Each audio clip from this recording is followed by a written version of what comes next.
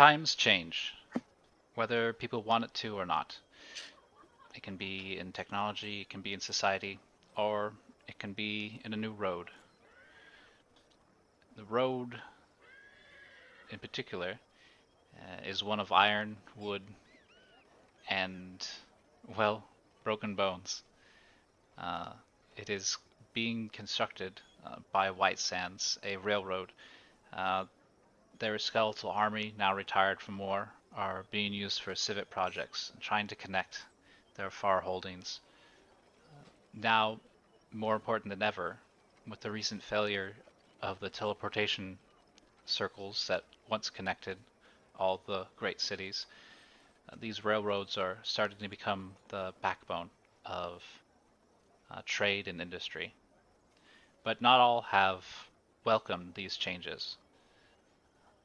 A variety of parties wanting to either thwart the creation of these rails or exploit the people involved in their manufacture have found niches all throughout the continent to waylay, thwart, exploit, or destroy this project. As members of the HAPD, the Harshaw's Associates of Practicing Detectives, you saw a unique bill on the wall. Reports of the skeletal labor force going missing.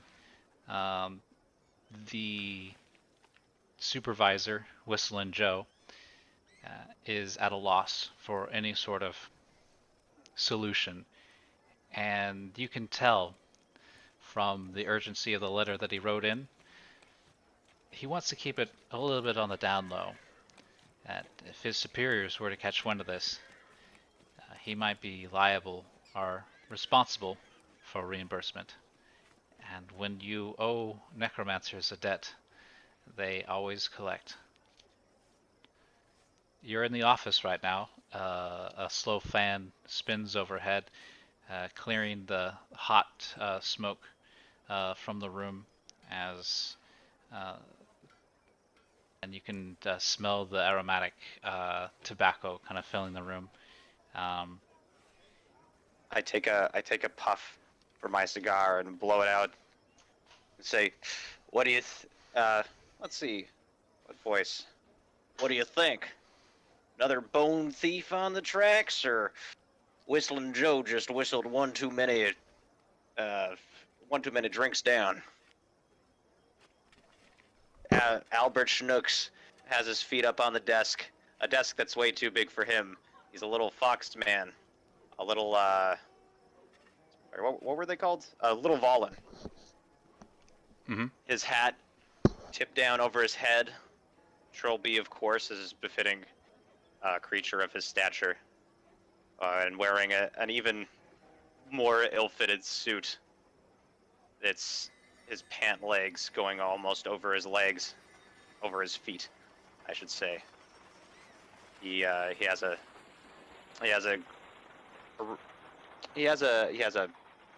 mustache of sorts, gray and strangely placed upon his otherwise white and red snout. And as you're reclining, you hear the heavy door squeak open. Figure through the paned glass. It's Charlene, the Minotaur dispatcher and the owner of this office. What was your character's name again? Albert Schnooks. Schnooks. She looks at you with daggers and says, "Schnooks, I told you that is not your desk. Get out of there. You go on. Get out here. Do some work." Wow. A fox can dream, can't he? Yeah, well, you can dream from outside, and you can dream as you're bringing them in. All right, he says, I put out my cigar in the little ashtray on the table and hop down, my head barely clearing the desk. And take that no good. What's your character? So I'll be playing Edgar, who is the core. He is Edgar Hooks, as we have Ooh, went with. nice. And take that no good Edgar with you. And she sits down on her desk with a heavy thump. Come on, Edgar. I've been sitting there silently leaning forward, listening to a bit of my partner's drabble. But after she has left and he has left, I soon follow. She isn't aware that you're there. She came in and was in such a huff from seeing Albert at her desk that she didn't even take stock of your I think presence. he's. I think I'm used to that, being looked over or unobserved, and taking a bit of an opportunity in that he'll pull out a small silver flask, down a quick sip of something strong before sliding it back into my pocket. Okay. The only sounds in the room are the creaking of wood as she goes about her business and the gentle thumps of the fan as it cuts the air above you. I say, I'm telling you, Edgar, one day we'll open our own business. Hooks and Schnooks, I say, my hands parting in front of me as if I'm touching the placard itself. We'll I have an slide mine. office right in the center of the city. I slide mine into my trench coat's pockets. I think your dreams are a bit bigger than those britches, my friend. Why don't we just clear a few cases and then see where that takes us? Well, don't you talk about my britches that way. These britches are made by my sweet cherry pie. I shake my head to and fro, sighing a bit. Always a story with you, huh? Well, there's always a story to follow, and there ain't nobody whips up a better tale than Whistling Joe. As she looks up hearing that name, well, if you're following up on that Whistling Joe business, you can use the company cord piece to get transportation. Uh, it's part of the business, and well, uh, we're looking forward to see what you can do. We won't let you down. What was her name? Marcy. We won't let you down, Marcy. I say, winking. All right, all right. You already got the job. You don't need to flatter me none now. And she smiles. So after some skeleton crew, then, always dealing with these undead. Kind of creeps me out a little bit, you know. I ran into one on the way home from the bar a couple days ago. I thought I ran right into his stomach. My snout went through his rib cage. Got stuck for a moment. Had to pull it loose and wipe it off. Didn't say a damn word.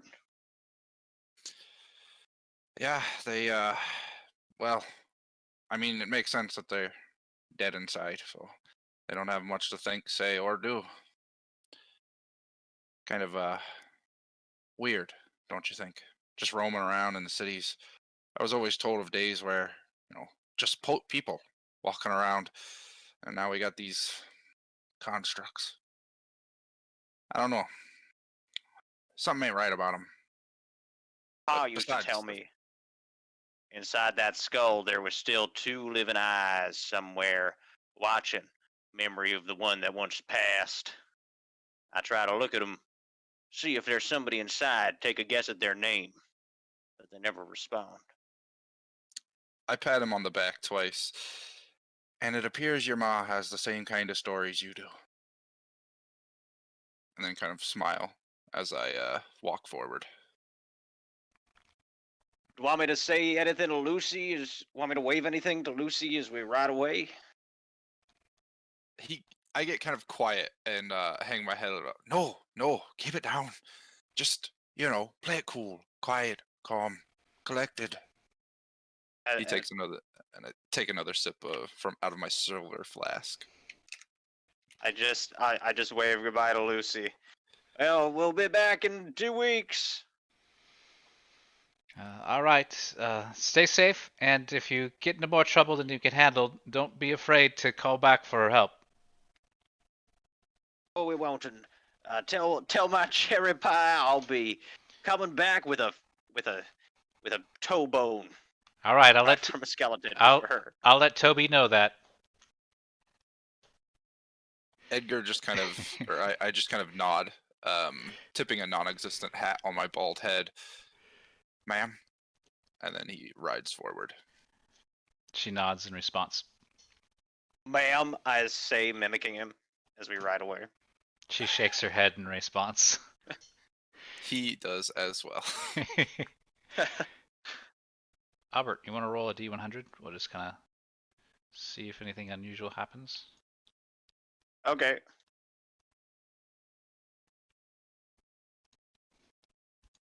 Feels like a 55 kind of trip, you know what I'm 55. saying? All right.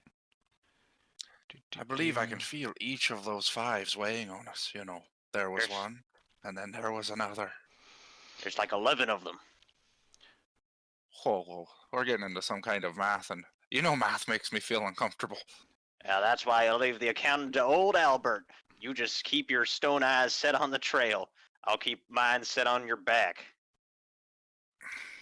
You know, in certain circumstances that would be reassuring, but sometimes the way you say it just does send a little bit of a chill up my spine. Have you thought about getting a loofah? I think you're breaking out on your neck. The sun doesn't do too good to the stone, you know. My people have weathering issues, so to speak. I got barbs on my tongue. You want me to lick it? Again, the things you say make me uncomfortable. If you want to be a private eye hooks, you gotta get used to living a life on the road. I don't know how many lives on the road consist of being licked by a fox with a barbed tongue while he spouts all manner of stories and numbers at you. Maybe I'm more of a city folk. When we met at the bar 2 years ago, you told me what you wanted most in this world was to solve mysteries. I just kind of nod, like waiting for him to finish the whole story. All right. I'll go ahead with this endowment then. You told me. Hold on, let's pause. Is Edgar like one of those mystery solving kids? Like grew up like solving the mystery of the missing wax kind of thing? I don't think he was, but I like the idea that Albert thinks that he thinks he was. And as he grew, go ahead. So I'm just trying to like, do character buildings, do endowments, but feel free to just like tell me I'm completely wrong. So as you guys are camping out underneath the night sky, it's clear and crisp. The stars twinkle as the campfire slowly dies down. And who rolled Albert? As you look up into the night sky, there's a sense of peace and tranquility. A sea of infinity lies before you. You can hear Edgar gently snoring, and that's the only thing that's kind of breaking the peace. And then you see something unusual. Now, unusual for somebody living on Neska is a little bit different, somewhat unusual than somebody living on Earth. If you look up into the night sky, you see a moon, but it's much closer. It moves much faster, and it has a burnish metallic sheen to it as it transits. And in its wake, a ring of dazzling dust cuts through the night sky of deep blues and whites. And it can be seen on the horizon as the sun approaches and during the day as this ring around the planet reflects the sunlight. What catches your eye tonight is this burnished moon known as Thule.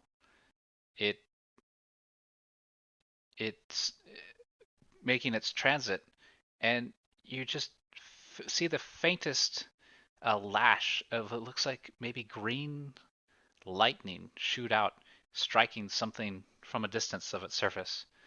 and you see whatever it struck glow, and then a few moments later, you see a shooting star.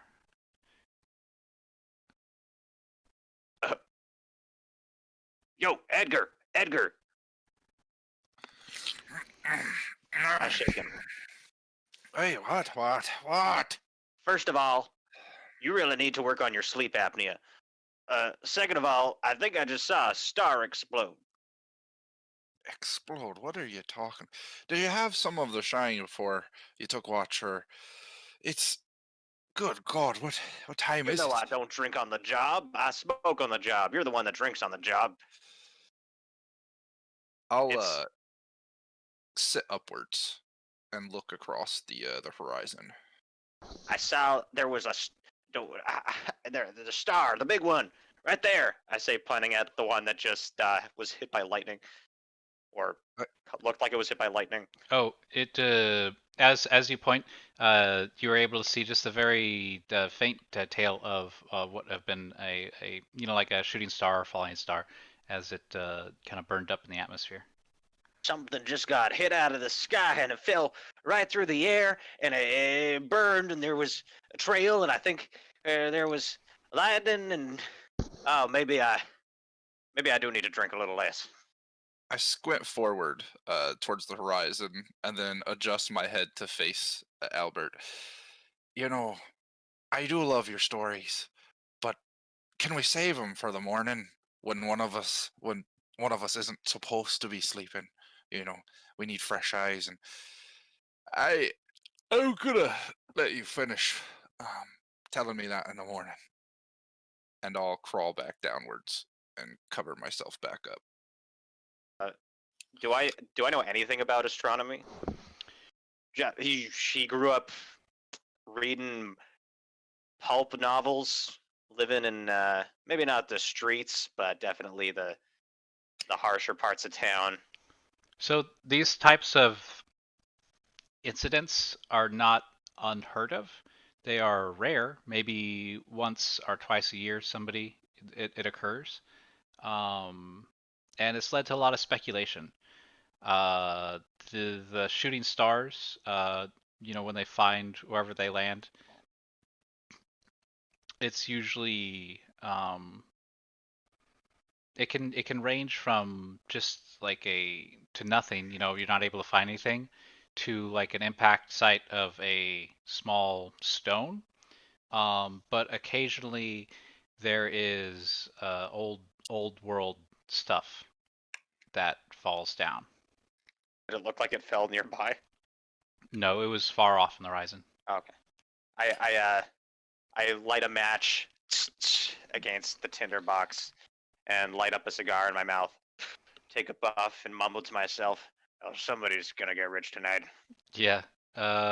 So these kind of occurrences and those occasional good finds, when they actually get some of this old stuff, old world tech, um, it has caused a lot of speculation. And some of the serial magazines that you like to read uh, have created an entire fictional race of space gnomes that are waging an eternal battle for this, and it has been yet to be resolved. It's the title of the magazine is Galaxia and the Space Pirates, or the Space I look up, Bandits.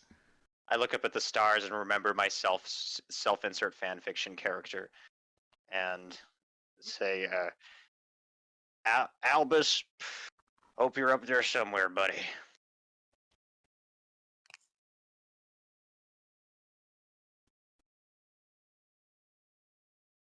The next day is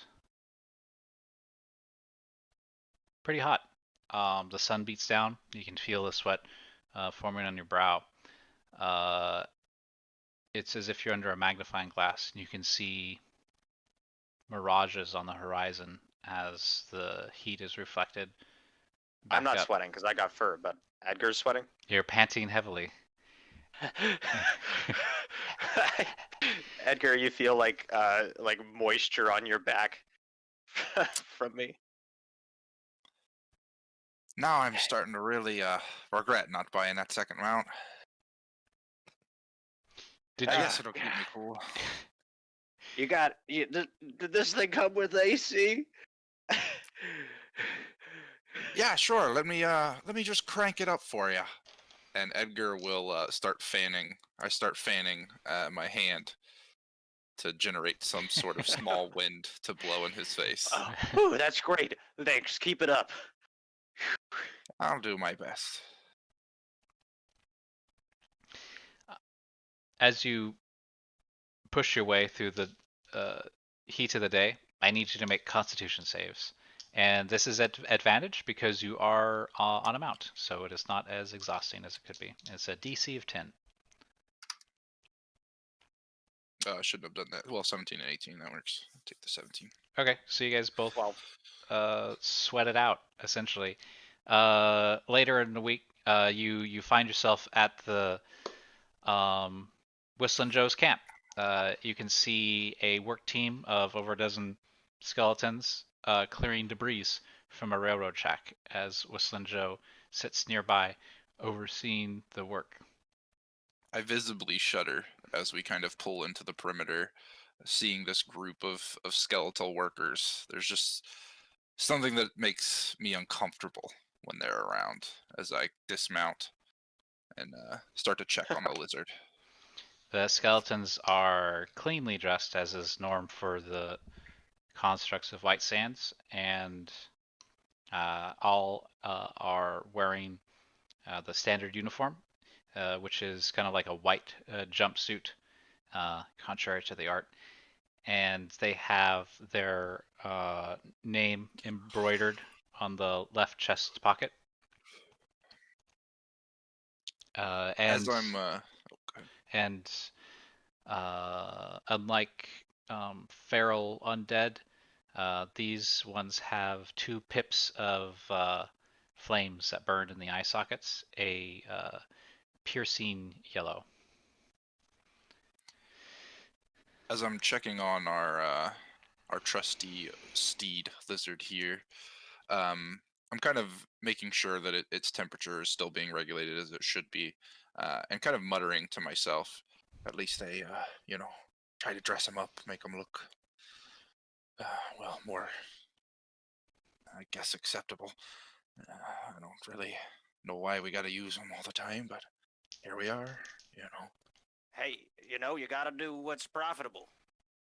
Right? That's, at least that's what my pa always told me. I snap my head over to him, a bit nervously, as I didn't feel like anyone would have heard me. But then I just kind of nod. Yeah, right. Lizard's all good if you are ready to talk to the overseer there. Albert has unusually large phonetic kind of ears, kind of like pretty big, like little satellite dishes. The lizard flares. It has one of those neck flares where it can extend and collapse it, like the Dilophosaurus. You seen those? I mean, the dinosaurs outside, you see them? No. And as the day got hotter, it flared it out, and it's been radiating a lot of heat through that, and it kind of looks at you like, and nuzzles you a little bit in appreciation for the care you took towards it. I pat it and give it a bit of water. It is surprisingly well socialized for a giant lizard. There is a empathy in its reptilian eyes, which is at the same time comforting and unnerving. At least it's alive, is all I think to myself. It quickly laps up the water. At the rail, you can see the work crew and a wagon with Whistling Joe overseeing it. He's just sitting in his chair, rocking back and forth, playing harmonica. Well, that I think that's Whistling Joe, but he's playing the harmonica. It's a form of whistling, I guess. It's kind of. You just whistle through the instrument. That makes sense. Yeah. With those ears, I thought he'd be called like Hearing Joe or something. Or, well, I don't know. Any kind of. I hang my head after that failed attempt at a joke. Maybe it's like an ironic name, like he can't whistle, so he plays the harmonica, and everybody knocks him by calling him Whistling Joe. That's kind of fucked up. Well, yeah. Howdy there, stranger. He falls forward. The chair was up on the two back legs, and it comes to the ground with a thud. The harmonica stops, and you see him look up. Well, hello! Come on over, friends! I haven't seen a living face in ages! Whistling Joe, long time no see. Well, that's, who are you? I mean, long time never see. That I'm Albert Schnooks. And I'm Edgar. I nod. Hooks. Edgar Hooks. It rhymes. We have to sell it, Edgar, if we want to make our own business. I sigh dejectedly, looking to the ground once more. Well, I ain't buying any of that tonic water. I gotta cut back. So if you're here to sell me stuff, just go ahead and move along. No. Unless you got any of those good spirits. We're with the HAPD. Oh, well, my place is all a mess, and he begins to like tidy up his covered wagon. He's like throwing, like he pulls out like an old welcome mat, and he like throws it just down on the ground. Well, here we are. Uh, well, you've gotten my message. So why don't you just bring me up to speed about what you know? I take a few steps, kind of to that ledge of that dune over there to overlook the rest of the railroad and kind of the skeletal crew, letting Albert do most of the talking as I kind of survey the land.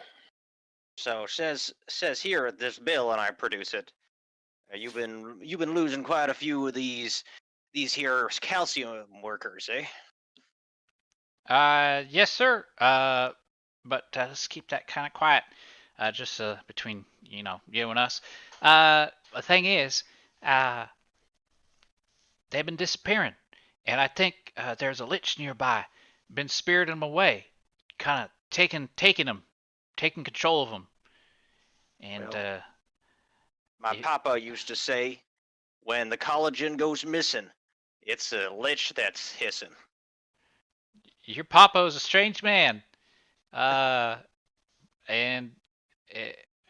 and I don't think the fruit falls far from the tree. So, well, I'm I'm a bit confused. You're here to help, right? So they've been going missing, and I thinking it's the doing of a lich. I followed the footprints, and they go off into the desert, and then they just disappear. I can't find them. Right. That's what I said. When the collagen goes missing, it's a lich that's hissing. I've been kind of stifling a bit of chuckling from Whistling Joe's commentary, but after kind of surveying a bit of the railroad, I'll turn. You suspect a lich? Any reason why? Yeah. Uh, these scaly folk, they don't take much to doing the sneaky stuff, right? But then I see footprints in the morning when I notice some have gone missing, and the footprints go off a little bit, and then they just up and disappear. You don't suppose slowly. you don't suppose they're leaving to join like the circus or something, do you? No, I'm afraid there's a lich out here gathering up an army, gonna roll around, kill a bunch of folk, maybe make more, and maybe I don't know. I'm whistling But my last whistle over here. This is it. I'm gonna die out here. What But- time of day? What time of day they go missing? They go missing during the night. What time of night they go missing? Oh, I don't know. When I'm asleep. Ah, and there's no other signs of, spectral energy or anything. Just footprints you're noticing. Nothing else weird or strange. Maybe not related to skeletons. Maybe not related during the night. Just anything out of place recently.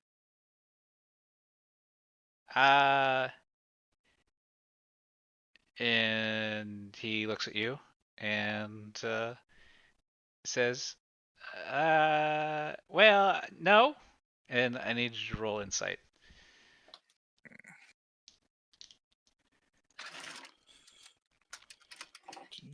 20. 16, baby.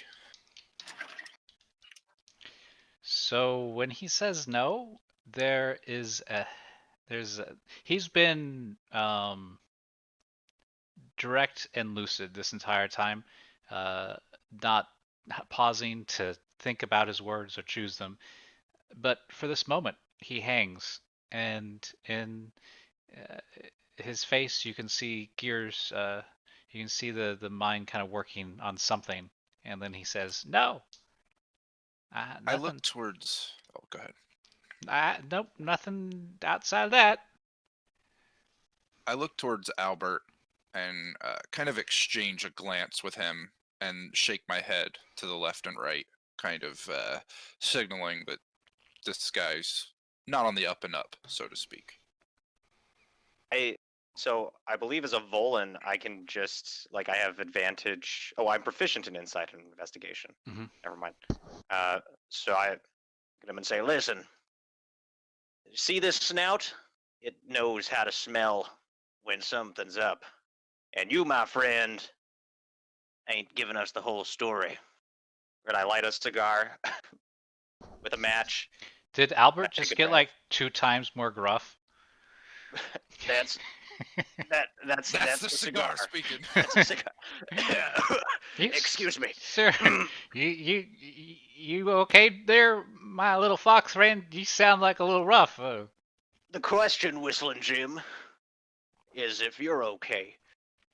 See, I've investigated missing skeletons before, and something ain't right here.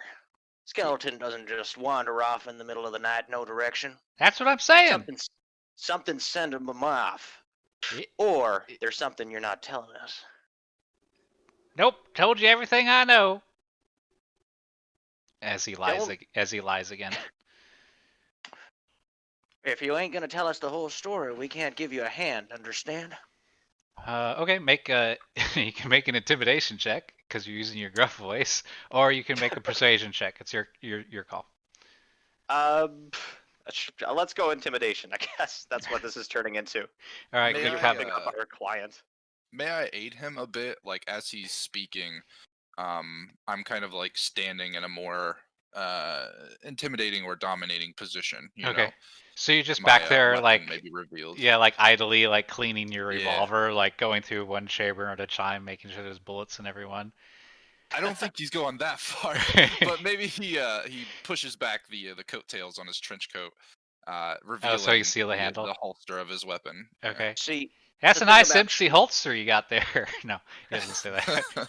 Just bullets. I have just bullets. the thing about Schnooks and Hooks is we're not afraid to say anything if to your superiors if something were awry.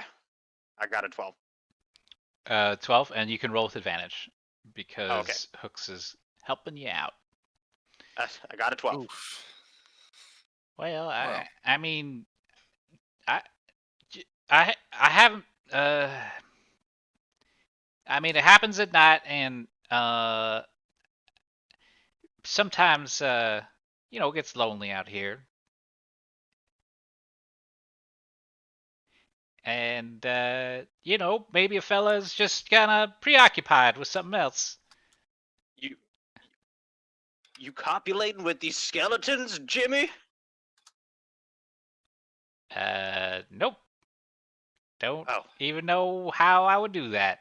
But me that's neither. weird. I wanted to know. Weird that you went straight there. I mean, all right.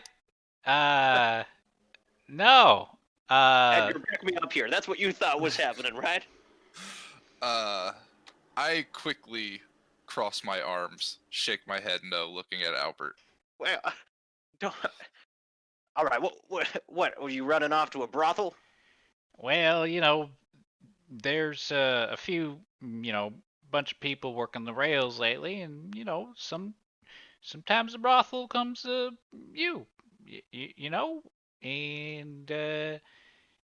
well, just that whenever it did, usually the skeletons disappeared that night.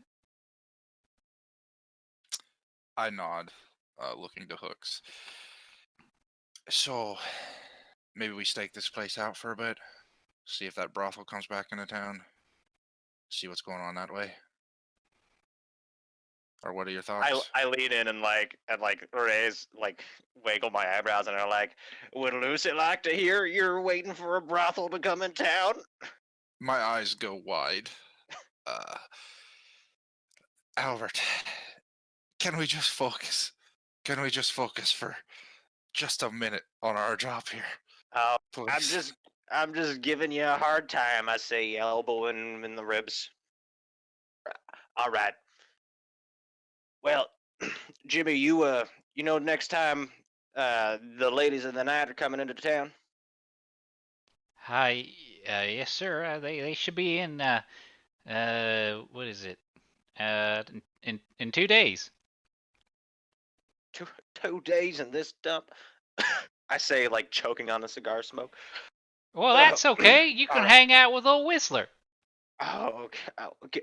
Do you whistle, by the way? I do. I'm one of the finest. Let's hear it.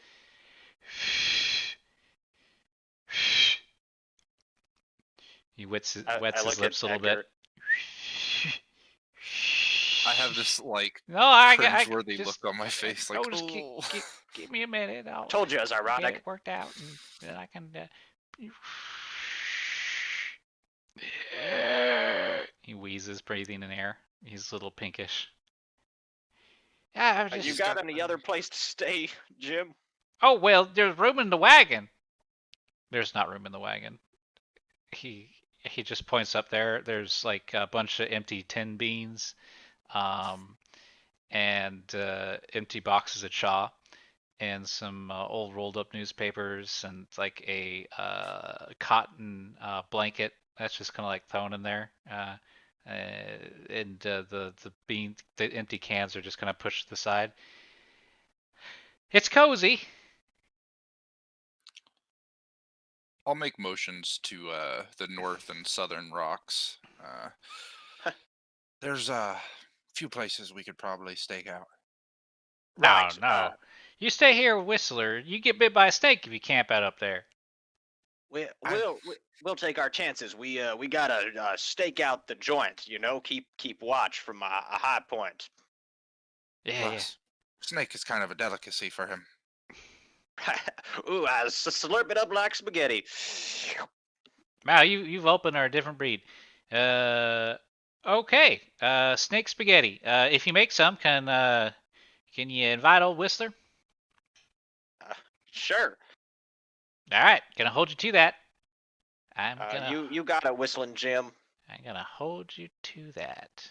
Snake spaghetti. He says sinisterly, rubbing his hands together. Yes, and he starts looking around. I take a step away from the wagon, pulling out my flask and kind of taking another sip, shaking it to see how much I have left, and then tucking it back into my jacket. Join Edgar and lean in and be like, so is this guy just fleecing us, or do you think he's really getting Really, prostitutes just taking as skeletons in the night? Well, I highly doubt the prostitutes are taking the skeletons, but something's going on when they arrive, so I guess we have 2 days to kind of look around, and then Yeah. when they come, we'll get more. It's like my pa used to say, boner comes into town, boners go out of town. I pat him on the back twice again. I know he says that. I feel like the backpack is more of a nervous tick at this point, like a coping Yeah. mechanism, than like a genuine expression of Yeah. friendship. Oh, it is. Edgar, you're my best friend in the whole world. Yeah, you too, buddy. Okay, so you guys begin to set up your blinds to stake out the area, and the next day, Sunjo comes is running over towards you with kind of a staggered gait, and he's got two wiggling ropes in each hand. And Oh, you brought snakes. yeah, I sure did. I found them. Well, I didn't do it actually. The Skelly boys did it, and they did a fine job. Look at it. I got 4. So let's see that snake spaghetti. And then he throws them at you. Not hostilely, like he like oh, here's a bag of groceries, but it's a bunch of live snakes. I smile Right. widely. Slurp Slurp them up. And Go for it. as the snakes are flung at you, I need you to make a dex save. Okay. 8s. So you definitely dodge to the side, and 3 of them land on the ground. It's like, where's that other one? And then you look down, and one has bitten into your arm, and it's just dangling there. And you feel a little bit dizzy God. as it's injected poison into you. Oh God. Edgar, I like wrench it off. You gotta suck out the poison. Help me. I don't know that works. I put my mouth to my arm and start sucking out the poison myself. Does Edgar Plus- pat him on the back twice? I actually look over towards Whistle and Joe. If anyone's going to be able to suck something out of there, it's going to be the man with the strongest pipes. Joe. Well, that'll be old Whistling Joe. And That's right. he smiles with his one tooth. Albert, it's all right. I've been bit dozens of times. I got this. Yeah. Do you let him suck the poison out of your arm? I begrudgingly sigh and slowly put forward my arm, unfurling it and indicating the 2 bite marks on it. Oh, it's too late. You're gonna die. Ah, that's just a joke old Whistler tells. And then he makes a medicine check to remove the venom. He does an okay job. He uses one tooth to open up the bite mark, and it's yeah. It's not something you're gonna forget anytime soon. It's profoundly violating. No, you ain't gonna die on me today, pup. But he does get the venom out, and you do feel your senses returning as your liver does its job. I come over to him with bandages from one of the saddlebags. No, he don't need none of that sissy stuff. As there's an open wound on his arm.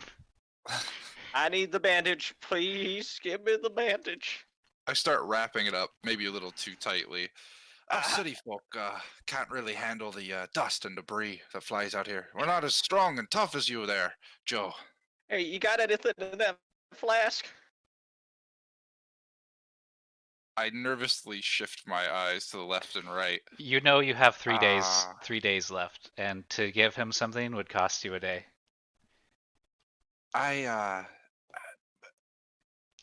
No, I think you'll be fine without it. Don't just relax, you know. I'm sure there was something violated by a tooth. I'm gonna get septicemia. I'm Well, clean. listen. I had all my shots. And I smell Joe's breath. Trust me, there's plenty of alcohol on that tooth. Oh, tarnations, the spaghetti got away. Just a second, I'll go get you some more. I should have never left Red Street. Well then, how would we have arrived out here? And I motion to this open, desolate desert.